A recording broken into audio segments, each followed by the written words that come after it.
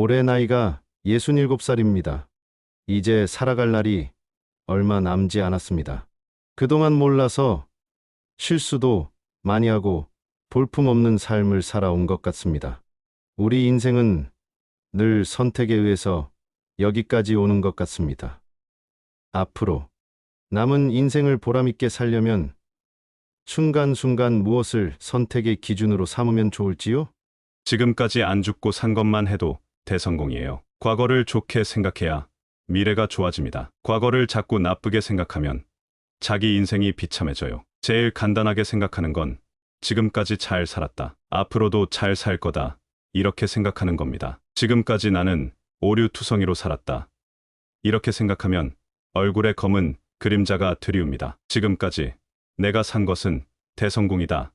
이렇게 생각해야 입가에 미소가 돕니다. 생각을 긍정으로 해야 합니다. 연세가 들면 젊은 사람과 차이점이 있어요. 조그마한 아이가 제잘제잘 말을 잘하면 말을 잘한다 그래요. 그런데 노인이 말을 많이 하면 잔소리가 많다 합니다. 이렇게 평가가 다릅니다. 젊은 애가 빠릿빠릿다니면 재바르다고 해요. 그런데 노인이 빠릿빠릿다니면 주책머리 없다. 이렇게 말해요. 젊은 애가 어떤 꿈을 가지고 뭘 하겠다고 하면 야망이 있다고 해요. 그런데 노인이 이것저것 하겠다고 하면 노욕이라고 말해요. 이렇게 똑같은 행동인데 젊은 사람과 나이 든 사람에 대한 평가가 서로 다르다는 겁니다. 성질이 서로 다르기 때문에 그렇습니다. 그래서 지금 노인이면 노인에 맞게 살아줘야 한다는 겁니다. 그게 자연스럽다는 것이죠. 아이는 아이에 맞게, 청년은 청년에 맞게, 노인은 노인에 맞게 살아야 합니다. 그런데 요즘 청년들은 청년답게 안 살고 노인처럼 살려고 해요. 청년의 특징은 미숙함입니다. 미숙하다는 것은 실수를 한다는 겁니다. 그런데 청년이 실수를 안 하려고 하다 보니까 결정을 못 합니다. 그러나 청년의 장점은 용기입니다. 그래서 청년은 뭐든지 시도하면 됩니다. 이런 경험이 쌓여나가면서 지혜가 형성되어 나가는 것이죠. 많은 시도를 하고 많은 경험을 하는 것이 청년이죠. 노인의 특징은 원숙함입니다. 많은 경험이 있기 때문에 실수가 적습니다. 대신에 선택을 할 때 쉽게 선택을 안 합니다. 인생지사 세웅지 마라고 좋은 게 꼭 좋은 게 아니고 나쁜 게 꼭 나쁜 게 아니더라 해서 젊은 사람들처럼 희노애락에 덜 물들면서 결정을 합니다. 그래서 실수가 적죠. 그런 면에서 머리가 하얀 것은 좋은 것입니다. 검게 물들일 필요가 없어요. 옛날에도 도사들은 다 머리가 하얗습니다. 젊은 도사 봤어요?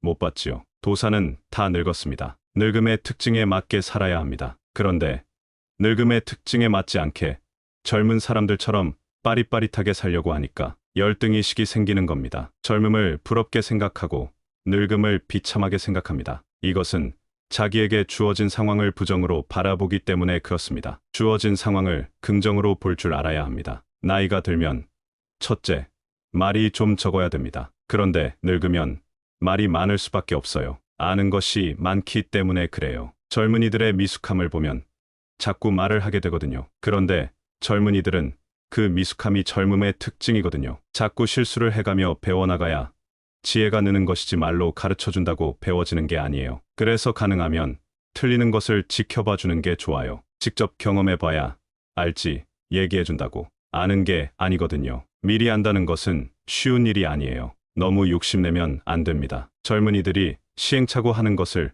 봐내는 힘이 있어야 합니다. 그런 의미에서 첫째, 입을 좀 다무는 게 좋고 입이 잘 안 다물어지면 염불을 많이 하시라는 겁니다. 둘째, 욕심을 좀 내려놔야 돼요. 욕심 없는 사람은 없겠지요. 하지만 젊은 사람이 욕심 갖는 건 좀 괜찮은데 나이 들어서 욕심을 내면 좀 추해요. 젊을 때는 10가지 계획을 세우면 10가지 다 시도해보지만 나이 들어서는 10가지 계획이 있으면 1개만 실행하고 나머지 9개는 포기해야 합니다. 인생을 미리 포기하고 낙담하라는 것과는 성격이 좀 다릅니다. 일단 욕심을 버려야 합니다. 그래서 과로해서는 안 됩니다. 젊을 때는 과로해서 쓰러지면 닝겔 한 번 맞으면 다시 일어나지는데 늙어서 과로에 쓰러지면 팍팍 늙습니다. 가을 날씨 같아요. 비 한 번 오면 추워지듯이 과식도 안 됩니다. 아무리 음식이 맛있어도 절대 과식하면 안 됩니다. 젊을 때는 과식해도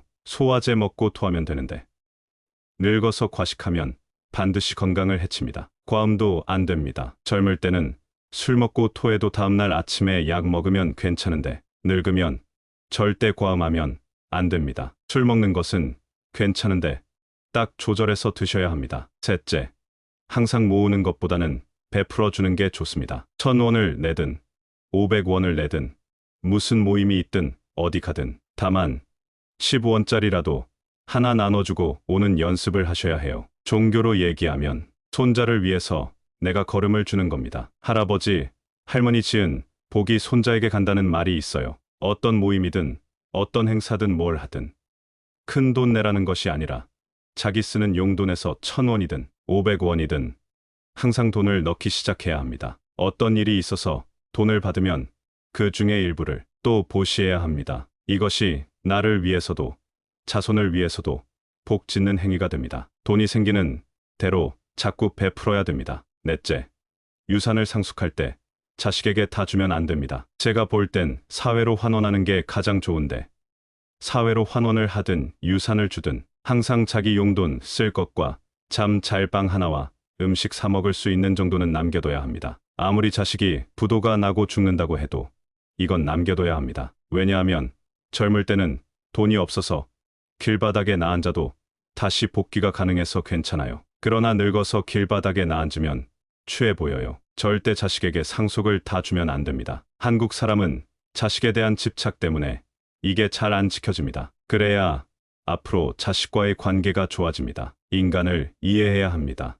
아무리 부모 자식 간이라도 돈이 조금이라도 있어야 아플 때 병문안도 오고 죽을 때 장례도 치러줍니다. 인간의 이런 심리를 이해해야 해요. 내가 살기 위해서도 내 먹을 건 조금 갖고 있어야 합니다. 삶을 자식한테 의지하려고 하는 건 어리석은 생각입니다. 다섯째, 거동이 불편해서 몸져 눕기 전까지는 가능한 자식들과 같이 살지 않는 게 좋습니다. 아무리 같이 살자 해도 같이 안 사는 게 좋습니다. 이것이 행복하게 사는 길입니다. 몸을 끌고 가서 밥을 해먹더라도 자식과는 따로 사는 게 좋습니다. 자연 생태계에서도 그렇습니다. 어미가 새끼를 돌보는 건 모든 생명체가 다 그렇게 하죠. 그런데 어미가 병들었다고 새끼가 돌보는 경우는 없습니다. 인간 빼고는 없습니다. 이것은 자연 생태로 원래 안 맞는 겁니다. 늙어서 죽는 건 내가 책임져야 합니다. 누가 도와주는 건 좋은 일이지만 누구한테 부탁할 일은 아니에요. 노후에는 너무 물질로 잘 해놓고 살려고 할 필요도 없어요. 시골에서 농사 짓고 지내는 게 가장 좋다고 생각해요. 자꾸 빚가 번쩍하게 해놓고 살려고 하니까 노후 자금이 필요하다고 걱정하게 되는 겁니다. 그런데 걱정할 필요 없어요. 앞으로 20년만 지나면 한국의 복지 제도 수준이 밥 얻어먹고 살기에는 아무 문제가 없어져요. 노후 보장 걱정하지 마세요. 밥만 먹고 살겠다. 이렇게 마음을 비우면 아무 문제가 없어요. 기본만 딱 간직하고 나머지는 봉사하면서 사는 게 좋아요. 이렇게 툭 놓고 살면 길이 열립니다. 앞에 5가지만 잘 지키고 살면 자식과도 아무 문제가 없어져요.